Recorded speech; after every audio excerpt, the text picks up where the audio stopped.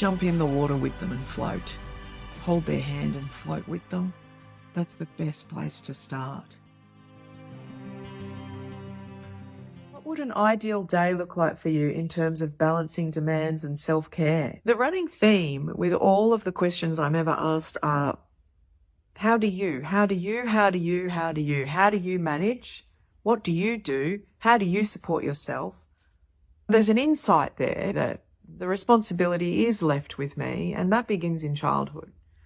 What does an ideal day look like for me? Let's move beyond the day. An ideal way to exist in the world for me that would provide joy and safety in a way that I may not show up anymore with the level of demand avoidance that I do, is that people truly know and understand themselves. But it's far easier for other people to set aside any responsibility they have, to look at the way we show up in the world and how our behaviour and our limited understanding and beliefs of other people's experiences and what they need contributes to their distress or their well-being. We collectively impact one another, not just humans. Everything collectively impacts everything.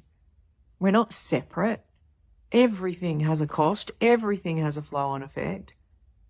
And we don't talk about that. We just say, what do you need to feel better? What do you need? PDA children would answer it in a way that was expected because they're children. People would expect me to say, an ideal day would be I get to do whatever I want. I don't have to answer to anyone. I get to do whatever I want. I'll stay in my pajamas. I'll eat what I want. I'll do what I want. I won't do anything people tell me to do. That's what I think people think I'm going to say. I'm not going to say that.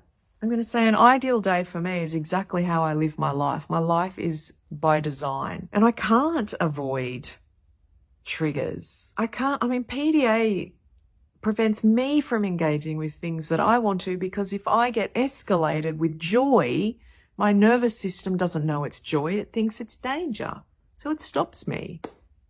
So my ideal day is to be well. It's to move through life in a way that is with integrity, to pay close attention to the way I carry myself, the way I treat myself and others. It's to engage with the work I do in a way that is both creative and carries social responsibility, to live with purpose and meaning, and to constantly revisit the reality that we all carry our own stuff. I don't have an ideal day in terms of, I'd go to the beach and I'd have bacon and eggs for breakfast.